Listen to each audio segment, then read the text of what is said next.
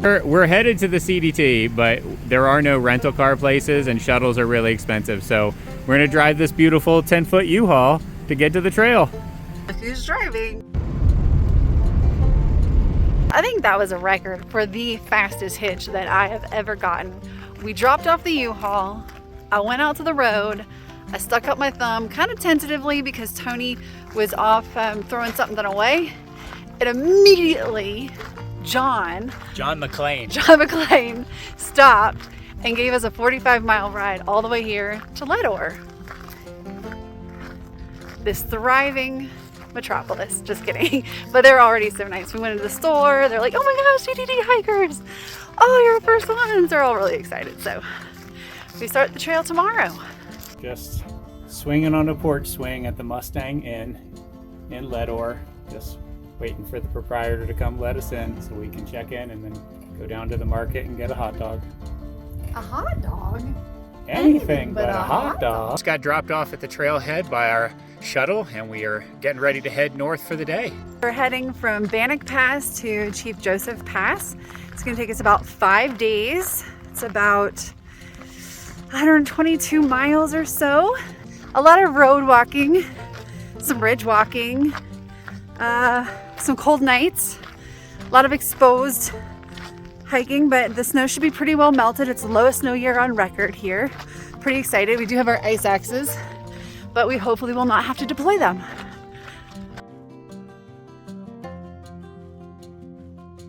All right, it's our first CDT marker of the trip. Woohoo!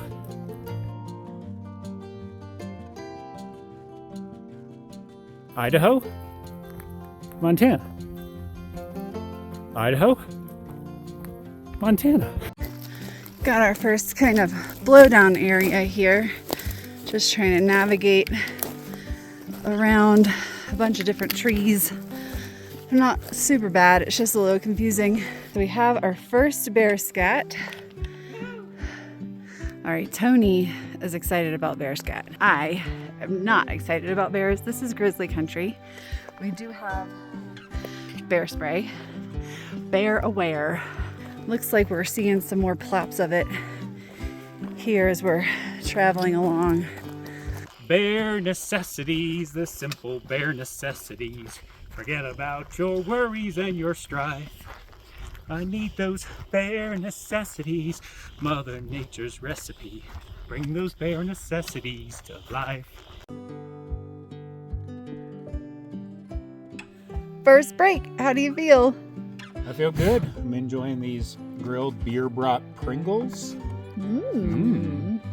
Got a nice little seat here. So yeah.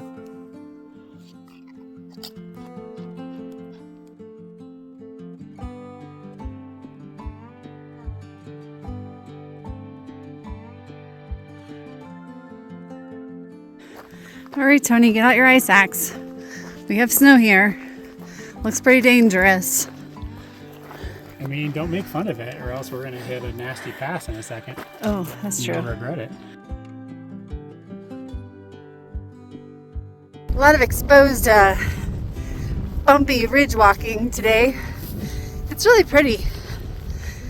Whew. So far, this is a really great day. I'm just walking on this ridge. Got a nice wind blowing, jamming out to some Guns N' Roses. So yeah, I'm really loving this. I mean, I'm sure that my feet will be hurting in a few days, but right now it's exactly what I want. First day is always hard, especially the CDT because they like to go straight up stuff. And we're not at super high altitude, but we are at an extremely different altitude than we live at. And we kind of got here pretty rapidly. So we're just over, like we're about 9,500, which is not really that bad, but it's definitely affecting me. And so I've been having to deploy my famous breathing technique to get up these mountains. But yeah, it is hard to come back like as a long, as a lasher, long ass section hiker. You gotta just kind of like hit the ground running, and it's always kind of like a rude awakening when you come out and you're like, oh my God, I feel so old. This is our first real burn area that we've seen.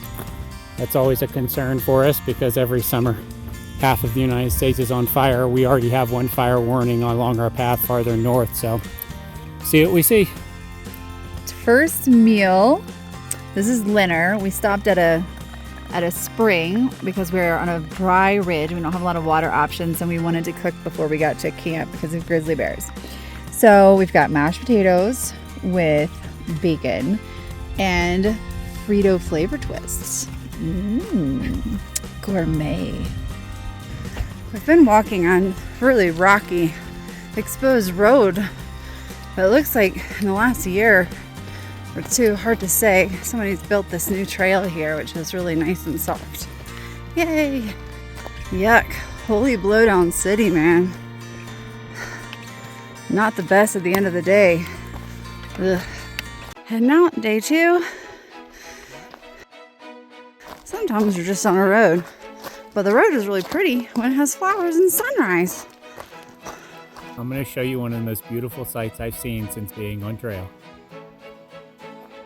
Ta-da! All right, so we're coming up on a pretty long water carry, like 17 miles, I think. So we absolutely have to camel up on water at this. We're at Lemmy Pass or Lemmi Pass right now. But unfortunately, the water is a quarter mile off the trail downhill. All right, I'm getting water at the most distant fountain of the mighty Missouri. Here at Lemmi Pass, we have a Sacagawea Memorial. Salmon, Sacagawea's home place. So they say that Sacagawea is from there, but I think that's kind of funny because there's no way that Sacagawea is like, my hometown is Salmon, Idaho. But I suppose she's from the area. Some really sweet trail here. Some lovely trail. Just look at that. Beautiful. Trail giveth and the trail taketh away. Burn zones are sad. How's your day 2 going? It's going well. It was definitely challenging. A lot of slow uphill with really rocky terrain. But, you know, we've only got like 4.5 miles left. It's going to be a really cold night. But we just had some stoked up stuffing with fajita chicken. Had a nice spice to it.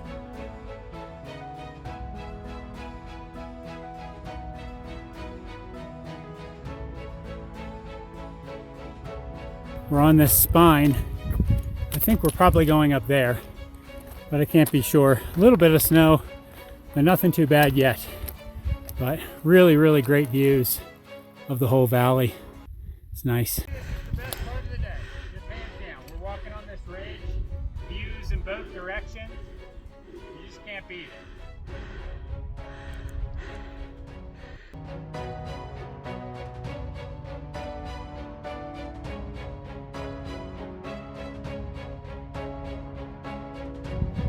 All right, so that's my last climb of the day. And that is just like straight up. And I am not looking forward to it. We are also down to our last strips of water because this is a 19-mile water carry from Lemmi Pass to Goldstone Pass. So it's like no water. Of course, we could melt that snow if we really needed to. But we just have to get up and over and get some water. Oh my God, we're thirsty. I'm at the top of Goldstone Mountain. Woo! Man, that was a heck of a climb. Very steep. Lots of scree, sliding backwards with every step. But I made it to the top, and now I just got to go downhill to the campsite. So it's the end of the day. I guess he's happy.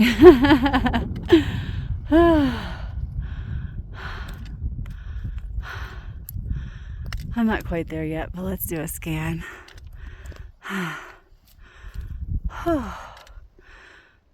It's day 3. It's time to get up. Yay. It was not as cold last night as they said it was going to be. They said it was going to be like 28 degrees, but it was definitely not that cold. So, yay, that's good. All right, we're starting the morning of day 3. I think those lakes down there that you can see were where we were originally planning on camping last night. we would have had to find the trail down there, which it's not well marked. And I think it would have been really cold down there. So I think we made the right decision. But so far, beautiful day for a hike. So we had contemplated last night doing this alternate where you just kind of scramble down this hillside to this lake over here called Dark Horse. So in case any of you guys are watching and want to see what that looks like, totally manageable. We were a little bit afraid if we got here that there would be snow covered, but I think we probably could have gotten down. You can see there is definitely some snow in the way. But either way, we are continuing on this morning because we did not camp here. Up and around that actually. We were finding ourselves in our first sticky situation here. A lot of snow patches covering the trail, but it's a very steep drop off, so we're just kind of meandering up and down amongst the snow patches here. Ugh. Doing bonus miles today because we missed a turn. And then I was like, well, I think we can actually, since we've already gone down this wrong path, I think we can meet up with the trail in a different spot. So we continued on that path, and then it ended at a cliff. So now we have to go back even further than if I had just turned around, you know, when we realized that Tony, it was not me this time, Tony missed the turn. Just saying. Pretty fresh bear prints. We are making noise so as to alert the bears to our presence. Hey, boo-boo!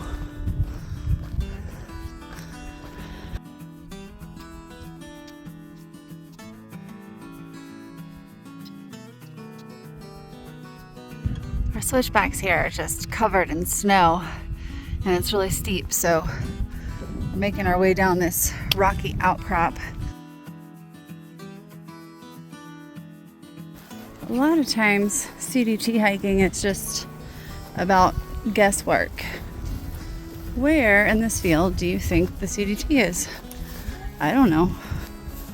Sometimes there's really awesome bridges over really small things. And then moments later, there's no bridge across really big things. It's baffling.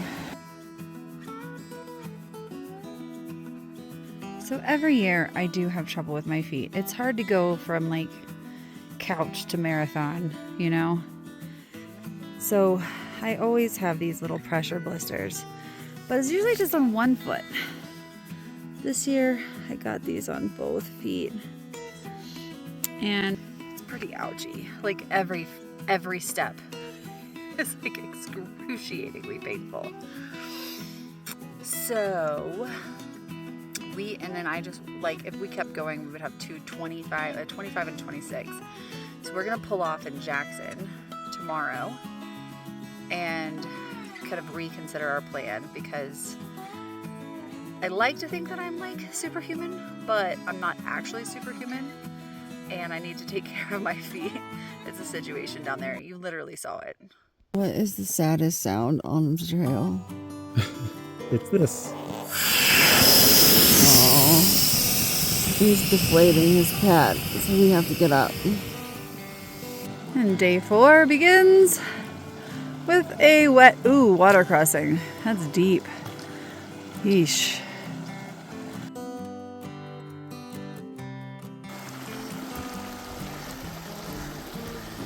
The worst part about finding blowdown cities is when you're trying to figure out how to navigate them, but there's mosquitoes attacking you and you don't. We made it to Minor Lakes Trailhead, which is not really much of a trailhead. It's like a really rugged road. But if we walk 3 miles out to a campground, we're hoping we can get a ride into Jackson, Montana to regroup because of my blisters and just to like shorten the load on our next section.